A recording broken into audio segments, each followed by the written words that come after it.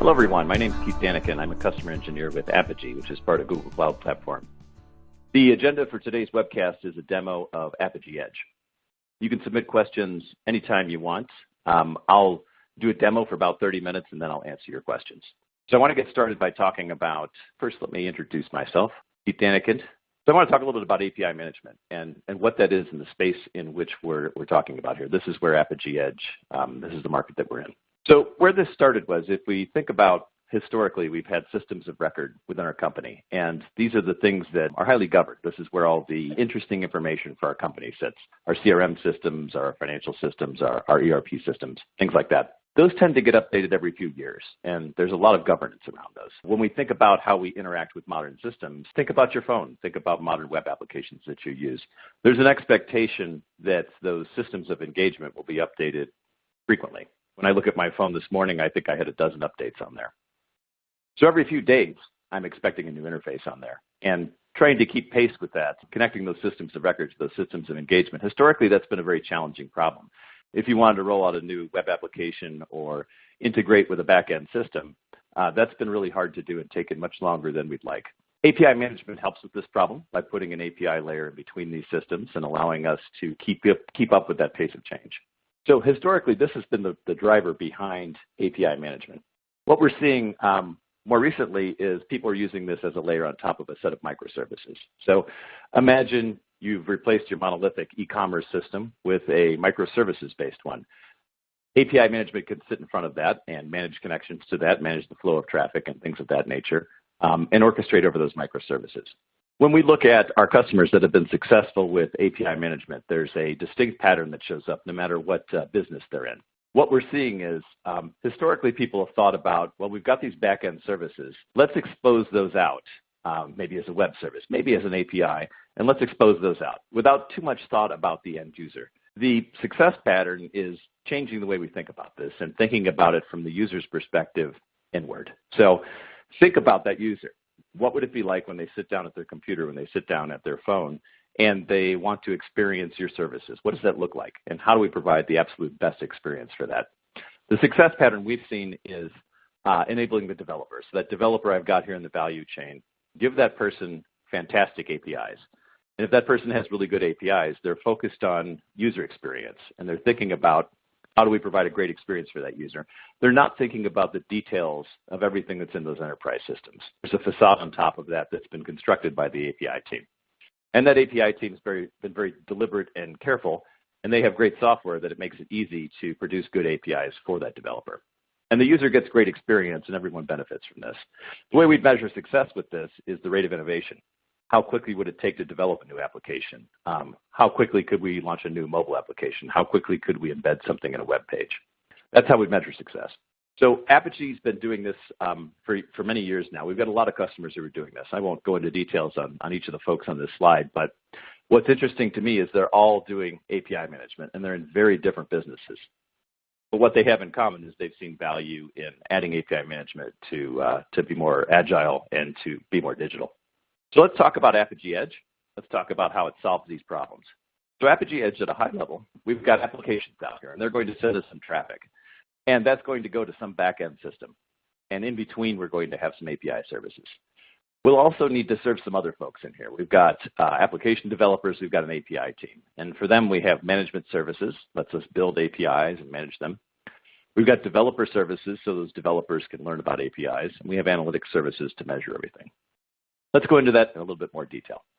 So on here, we can see that we've got Apigee Edge in the middle here. We've got services on the back end here, and we have clients out here. So these clients send in an HTTP request, and the clients can be anything that can send HTTP. They send in a request. It goes through Apigee Edge, and then on the back end, we're going to get those services. So send in an HTTP request. Maybe change the headers in here. Insert a header for security. Convert from, say, JSON to XML if needed, because we need to talk to a web service on the back. Get a response back from the back-end system. Maybe change that. Maybe the mobile application needs something smaller, and send that back. So complete control over the request and the response, and also the ability to do dynamic routing in here. To be able to change from one system to another and route those accordingly depending on what the relationship is with who's sending that traffic. So that's API management, that's API services. Let's talk about developer services. So for developer services, let's think about once we've developed all these great services, all these great API proxies, how would a developer discover those services? How would that developer learn about them, sign up for them, get credentials, things like that? That's where the developer portal comes in. And that's where all your developers would go to learn about these services. And then finally, analytics services. So once we built these services, developers are connecting to them, they're sending us traffic. The API team would like to be able to measure the traffic. From an operations point of view, how's it running? How long is the response? What kind of things are people doing with it? Is the backend system keeping up with it? And then also from a business point of view, what sort of things are people doing with these APIs? Which apps are connecting? Which partners are sending the most traffic? Things like that. So let's do a demo. That's a quick overview of what Apigee Edge is, but let's see it in action. That's probably far more interesting. I've been looking at the news. You notice in this diagram I grabbed last night, there's an enormous storm off Houston. I started thinking about the weather, and I wanted to show you guys a weather set here. So what I've built is in BigQuery and Google Cloud, there's the NOAA Global Historic Weather Data. And this is weather going back, I think since 1763 in some cases, but it's all the weather for all these weather stations going back many, many years. And you can go and query it and build things out of it. It's got a SQL interface on it, so you can send in SQL queries and you can bring back different things. But I wanted to put a facade on top of that and turn that into a RESTful API. So what I built was we've got weather data in the background here, and that's stored in BigQuery. I've created a service account in Google Cloud Platform that lets me talk to that. In order to talk to that service account, I've got to go through a complicated process to get an authorization token. So I've hidden that away inside of Apigee Edge. That's going to get my security token to talk to the backend. On the front end, I've restricted what you can do with Apigee Edge. So you can't send in arbitrary SQL. You can just send in a RESTful call, and you access it with an API key. And then I built a user interface here that shows me a graph of temperature for the year for a given location. So you can type in a street address, and you can find the nearest weather stations to that, and then you can look at 1 year of weather graphed out showing temperature data. So where I started with this, when you talk to this backend service, it is a REST-based service, and it expects JSON data, but you're sending a query in there. You're sending in this big body with each and every request. What I'd rather have is take the interesting information out of the SQL, which is the year for which I want weather data and the weather station, and just put that in a URL. So give me a URL, a RESTful URL, weather stations, and then the weather station, years, and then the year, and then the temperature data or the wind or the rain. That would be much nicer to use. And then when I get the response back, the response I started with is we get a decent JSON format here, but this is very much specific to what BigQuery is doing. It's telling me what the names of the fields are. It's telling me a job number for my query and things like that. That's not relevant to my users. They don't need to know that this is BigQuery. And then the results down here returns a series of this array of Fs and Vs. For my developers, I don't think that would be as predictable as I'd like. So I take this response and I convert it into this response, which shows me which weather station I queried, which year the weather is for, and then values with date and value so that I can figure that out pretty quickly. So that's not too bad. That is much better than what I had before. So let's look at this live and let's see how this demo works. So what we're seeing on the screen here is this is the end result. I can type in an address up here at the top, and it will go and find a series of weather stations that are close to that address. And it does that by doing a call out to Google Maps, doing a geo lookup on this particular address, and then querying a database of weather stations using some, drawing a box, a geo box around that location and finding all the weather stations that are within that area, and then sorting them by distance. So this one happens to be about 2 miles from the location that I put in here, and that looks like a good location. I can put in the year that I want weather data for, and then I can run a query. And I get back this nice graph. This is January 1st over here, and then we've got December 30th or December 31st right there at the end. And the database, of course, has everything in Celsius, like we would expect. I'm, here in America, and I'm crippled by this Fahrenheit system, so I've converted everything to Fahrenheit because that's what I understand. So I can type a year in here, and then I can run a query, and it'll return the data. Other things that I've done in here. I want to put some rate limiting on here. This is showing me the actual URL in here, and it's showing me the data coming back. But what if I have a little mistake in my program, and I start hitting this a little too quickly? I want to get an error back. So this is rate limited me, and it's cut me off so that it won't let me query too quickly. So that's good. That's going to slow things down so that my back-end system doesn't get overwhelmed with this, or I don't get too big of a bill in this case. So let's look at what's behind this. What did it take to build this this particular scenario, and what can we learn from that? So within here, this is where I'm going to log in and do things. So I'm going to play a different role here. The role I was playing right there was somebody who's the end user. So I have a nice looking web page that I can go and interact with, and that was pretty easy to build. I spent about 30 minutes on that, building that. I downloaded a library that would do graphing for me. I hit that API, it returned an array of JSON data, and I graphed that. Not too bad to do. I could build a mobile application for that. I could reimagine the graph in a number of ways. I might embed that in a web page somewhere. So not hard to do, but how did it get easy to do? When I started off, it wasn't as easy. I came here into Apigee Edge. So a quick tour of this. What I'm going to do in here is this is the API developer. So this is the person who takes an existing service and wants to manage it. They might want to do some, change that system around a little bit, change the format of the data that comes back, maybe apply some security on there, some rate limiting. Those are all things that I've done here. That's what I would do in this role. So I would log into Apigee Edge here, and I might come and look at a set of APIs. Let's come in here and look at some API proxies that I have. Let's say I wanted to build a new API proxy. I'd come up here to this plus proxy button up here. And I've got a few choices. I've got a reverse proxy, the most common one, where I've got an existing service, and I want to manage it through Apigee. That's what I did in this case. You might have some SOAP services, and you may have a WSDL that you can parse. Maybe you want to do a straight-through SOAP connection. Maybe you want to do SOAP to REST and REST to SOAP. That's supported by this also. There's no target here. Lets me build the response right here in Apigee Edge. So I'm not talking to a backend system. There's no target in that case. I might use that if I wanted to stub something out. So maybe I've got some UI developers and I want to give them a prototype. This lets me orchestrate Node.js. So I could build a Node.js application. It's hosted in Apigee, and that would be my backend system. And it might make callouts to a series of microservices or something like that. And finally, Proxy Bundle lets me upload an API proxy that someone else developed. So if one of my friends at Apigee had built something, and sent it to me, I might use this to import it. I did reverse proxy for this one. If you happen to have an open API or Swagger specification for your API, you can start there, or you can just jump in here and run through a wizard, and that'll walk through the steps to building this. We're going to look at one that's already been built in the interest of time. So let's look at my weather history. This is the one that I was talking about. So on this screen, we get a quick summary of the API proxy. At the bottom here where it says target endpoints, that's the backend service. I've built up a new URL in here that's my proxy service. So I call Apigee, Apigee calls the backend calls back, responds back to Apigee, and that responds back to the user. Along the way, I control that flow.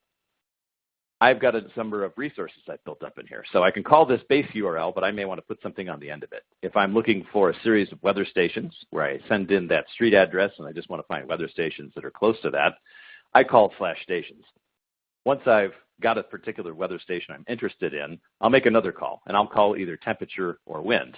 And that means I'll call /stations, I'll put in the station ID, I'll /years, then the year where the asterisk is, and then /temperature if I'm interested in temperature, or /wind if I want to see historical wind data. The way I built that was I came over here to the Develop tab.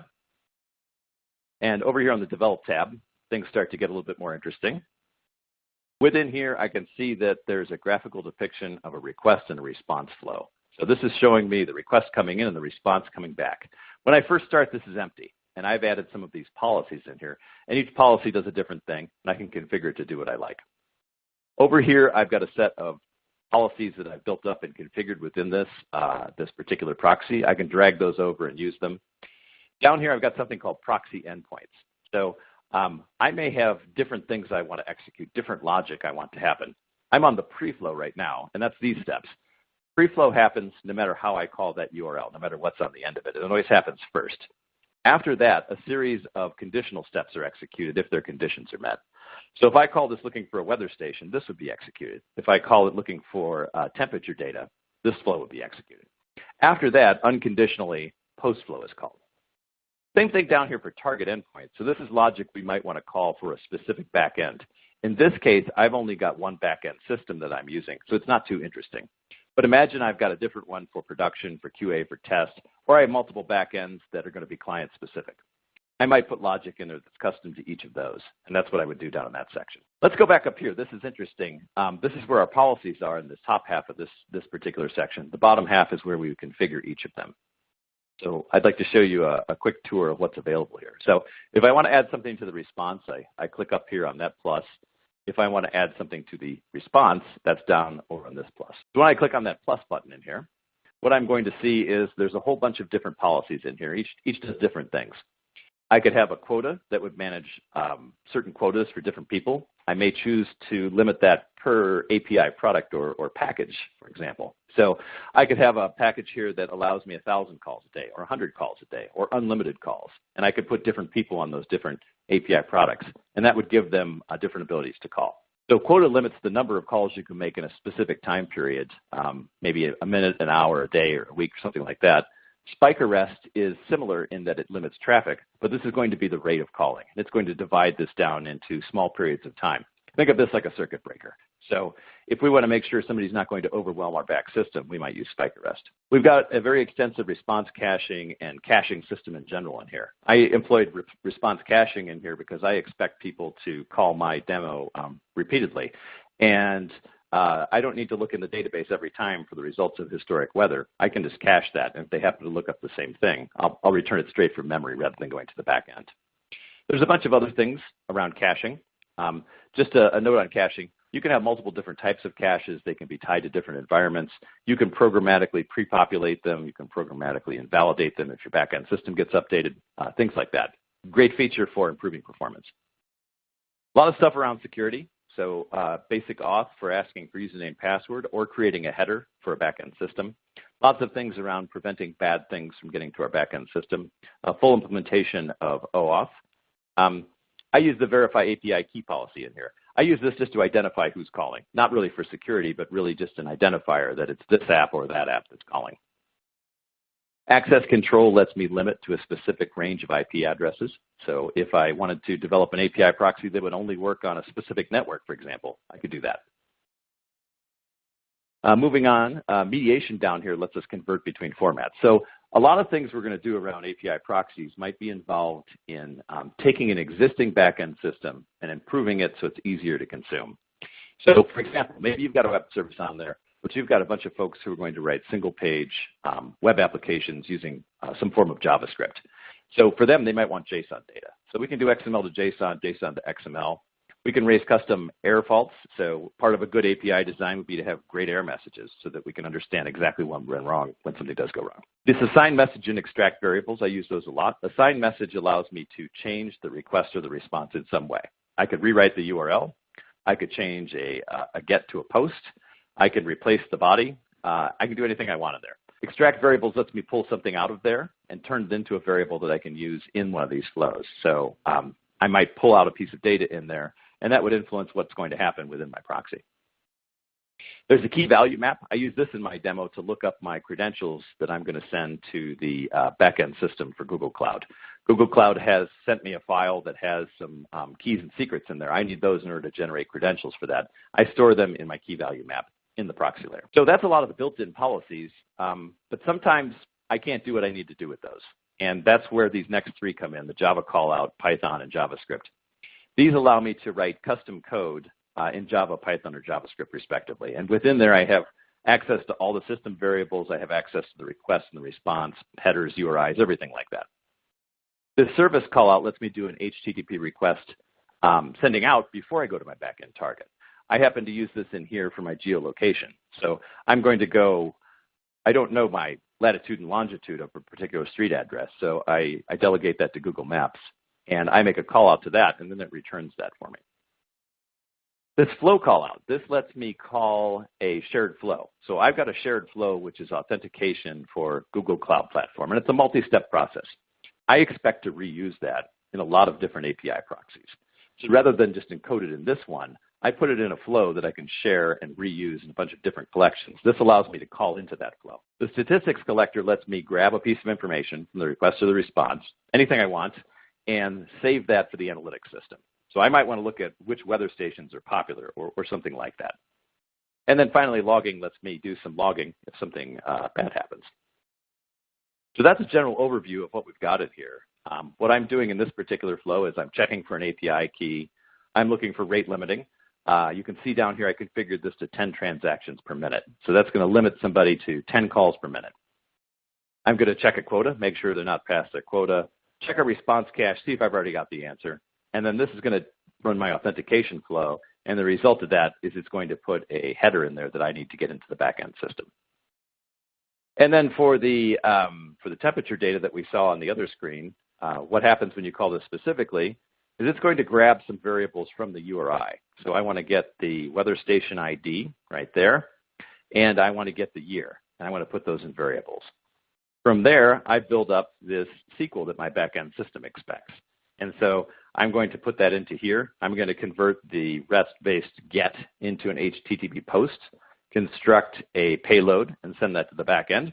Do a little metric to, English to metric conversion in there, and then I'm going to send that to the backend system. On the way back, I want to reformat the data. I've got that in a JavaScript policy down here, format data. And what I do in here is there's a little bit of JavaScript in there to take the response that comes back, parse it, rearrange it, and spit out a new payload in there. So that's how I might build a simple API proxy to do that. If I don't get it perfect, or I want to do some debugging, I'd come up here to the trace utility. And what trace lets me do, let me turn this on and demonstrate. It'll be much easier to see. This is going to let us, this will let us run some queries and see the results and see what's going on in there. So if I come in here, let's run that twice so we get some caching. And let's go back to one that's not cached so we can see what that looks like. So that's going to collect a bunch of data. It's going to show me the results in there and allow me to debug and look at every single variable in there. So if we flip in here, we see these starting to come in. So in this case, we can see all the steps that happened in here. So we're seeing that this was called, that's going to check my API key. And then we're going to see different data populated. What I find interesting about the API key one is we can see who the developer is. We can see which application they're using. Anything we want to attach to those security tokens. We might have partner IDs, anything like that. That's populated in here. And all these variables are available to me as a developer when I'm building these API proxies. So I might route somebody to one place or another place, depending on their particular ID. And I might rate limit them accordingly. So these different policies here, this spike arrest and this quota, those can be specific to different API products that I'm using. So we see things come through here. It already had credentials. So it went and looked up for my credentials for the backend system. I ran this earlier, and it had already retrieved those. So it's pulled straight out of a cache. And it uses that credential that's already been cached. So all these steps are skipped. And then we see it coming to the back end. We see the response come back and things like that. This one shows what it looks like when it hits response caching.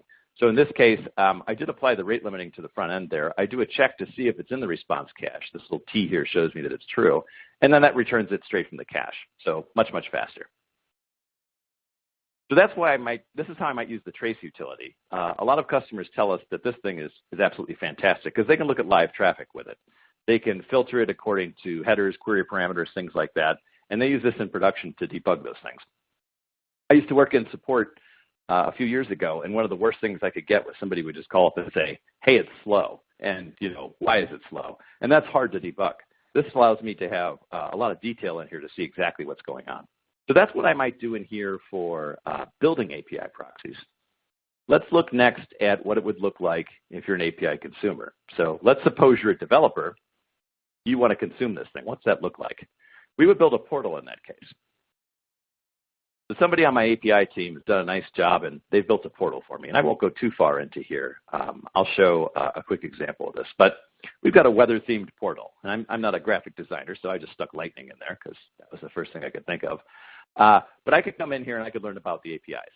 So this would give me an idea of how to call this thing, and this would give me what I need. So yeah, I wrote very basic documentation in here. It might be nice to put a little more detail in there. But I've got an API key, a year, and a weather station. And then these are some of the response messages I might get back. So that's pretty good. I could get started in here. There's some support. Anything else I wanted to add to this? I didn't build a very fancy portal, but take a look around the web, and you'll find some Apigee portals for inspiration. So I could build a portal, and that would enable my developers. The other thing we might want to look at is maybe some analytics. So let's imagine that folks have started to call this. You've developed some things with this, and your boss wants to know, how's your API program going? Well, you could come in here and click on the Developer Engagement tab. And this might pull back some data and show you that you've got a few developers out there, not too many because this is a demo. But you could see what the level of engagement is. So how many developers have you registered for the system? How many are building applications? How many are actually sending traffic in? And then what does the traffic look like? So if we were to look at proxy performance, this would give us a general idea of how many calls we're getting, how many are successful, how many are seeing errors, what's the average response time, that sort of thing. So a lot of data in there. And we might also have some custom reports in there that would give us an interesting idea of everything that's going on in there. I might look at the map and see where my traffic is coming from. I happen to be in the Denver area, and you can see that right here on the map. So this would show me the traffic. I might look at average response time, decide whether I need to be over on the East Coast or the West Coast to support this. Maybe it's time to expand into Europe or into Asia-Pac. Those are all different things that I might learn from looking at this and get a good idea of exactly how people are using this.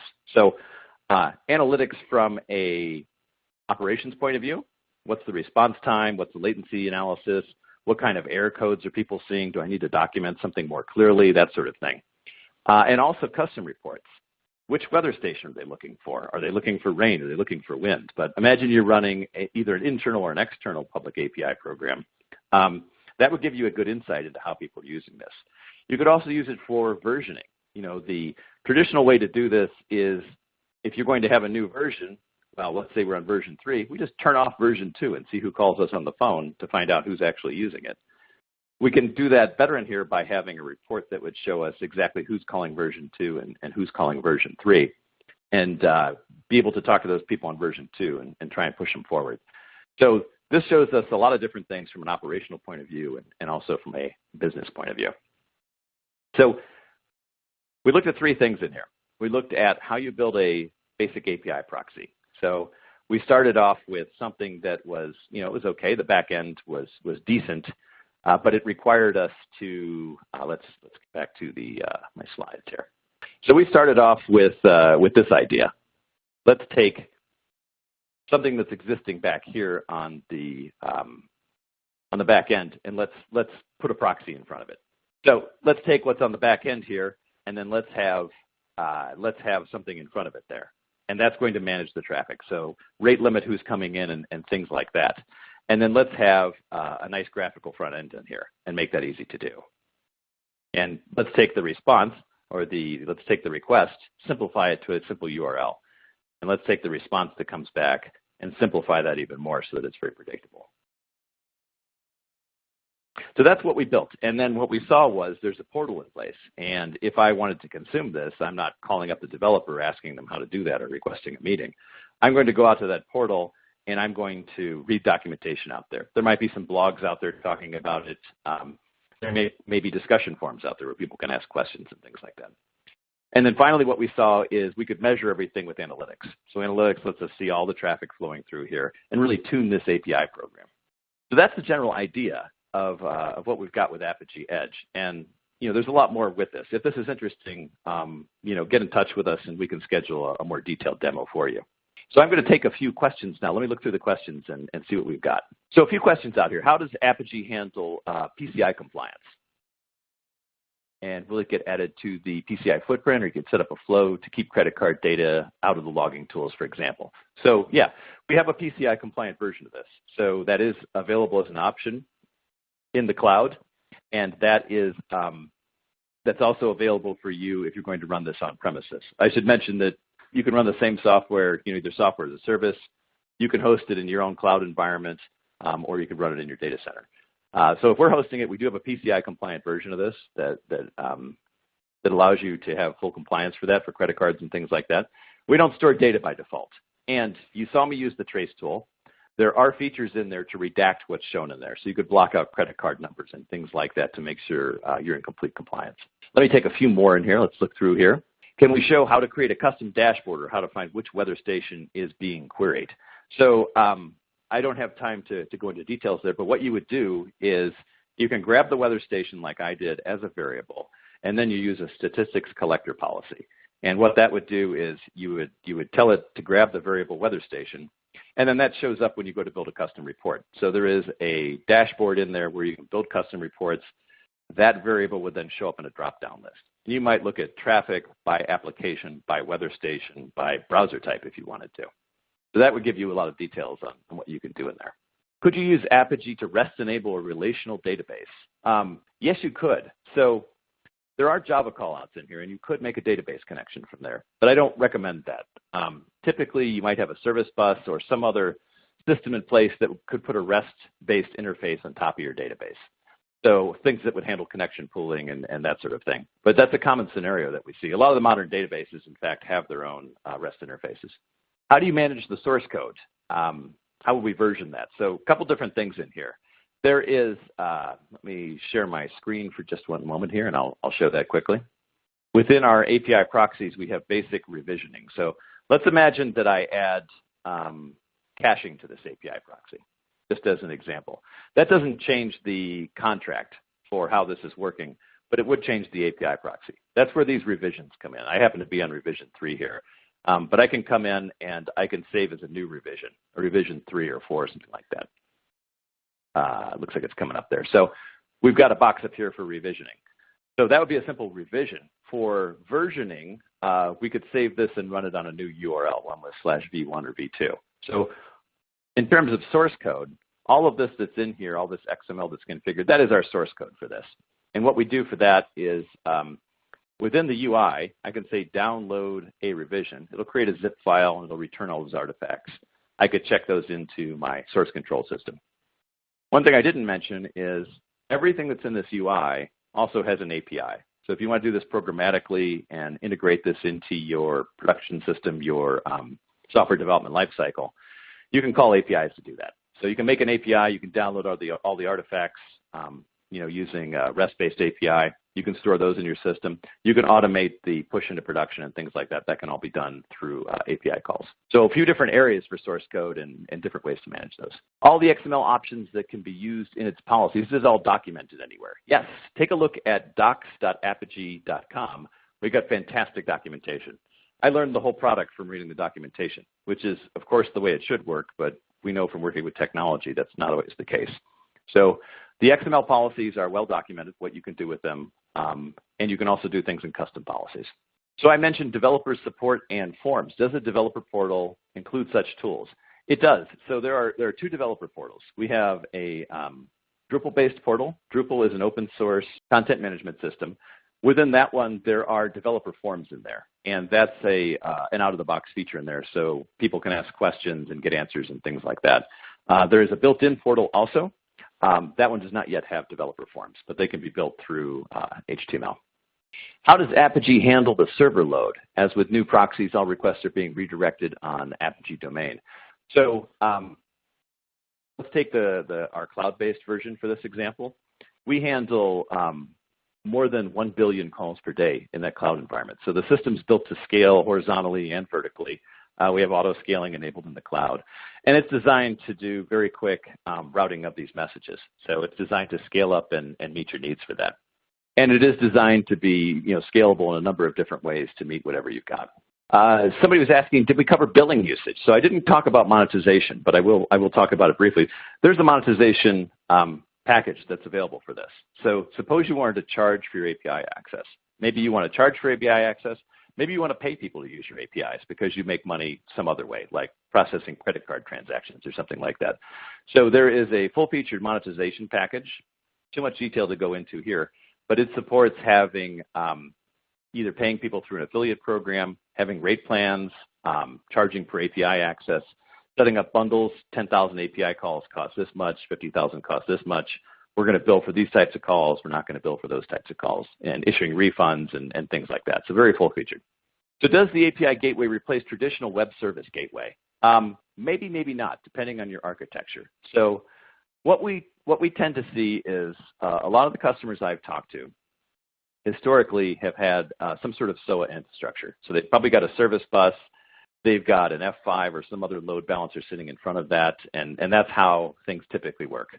What they're doing, though, is they tend to be adding things that have more RESTful interfaces in there. So they've got a few things out in the cloud. Maybe they've got Salesforce or something like that.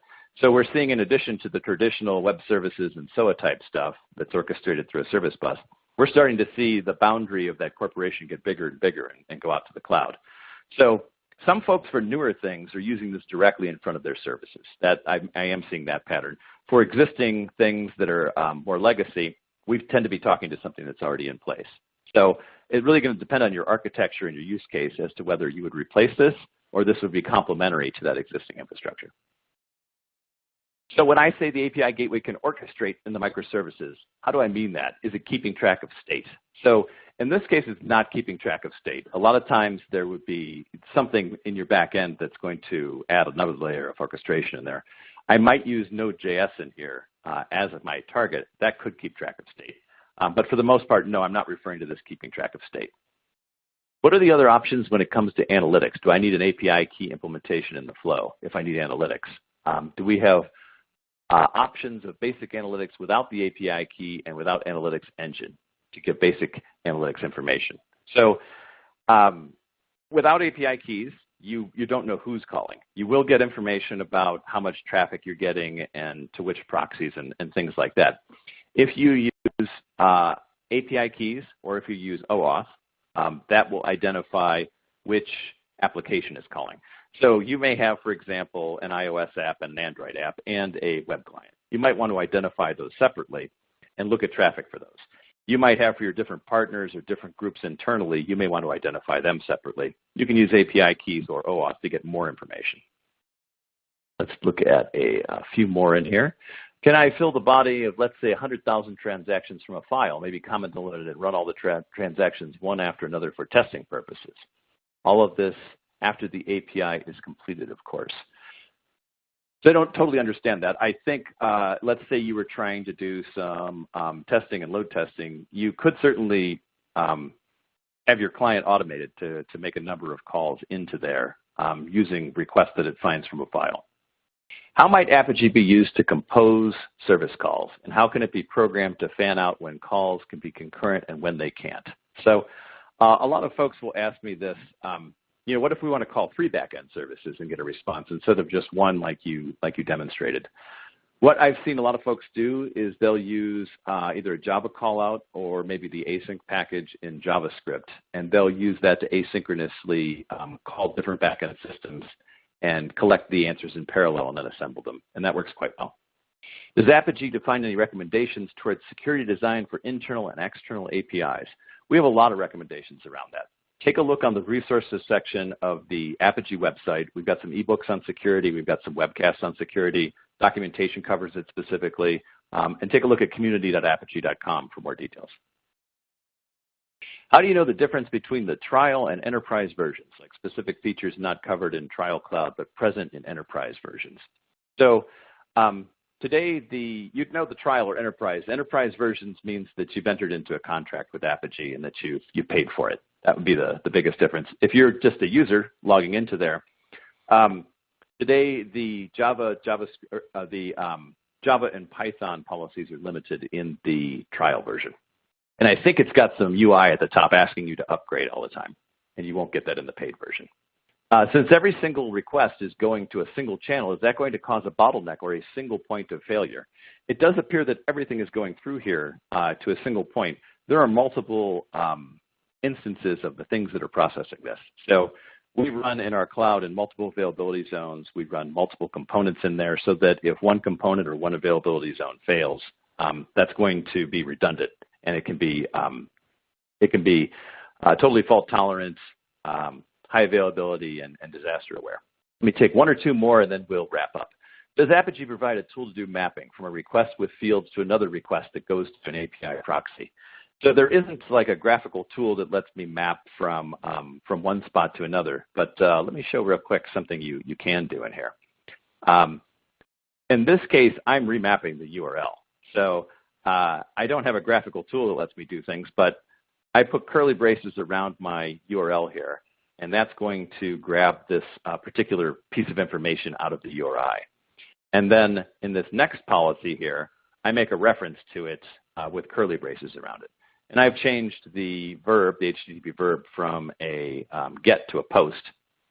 And then we'll see over here, I make a reference to that particular variable. So no graphical tool, but it's pretty easy to do. You know, I haven't run into challenges with it. All right, and with that, I think we're going to go ahead and wrap up the webcast. So take a look at the resources box in your information there, and that'll have some links to some other events that we're doing in the future. If you've got additional questions and you want to get some more information about Apigee, take a look at community.apigee.com. That's our community website. You can ask questions out there, and you should get an answer pretty quickly. A lot of folks are out there talking about our products. They're talking about common scenarios with this in terms of specific product features and then just API design in general. So thank you very much for attending today, and thanks a lot for coming to the webcast.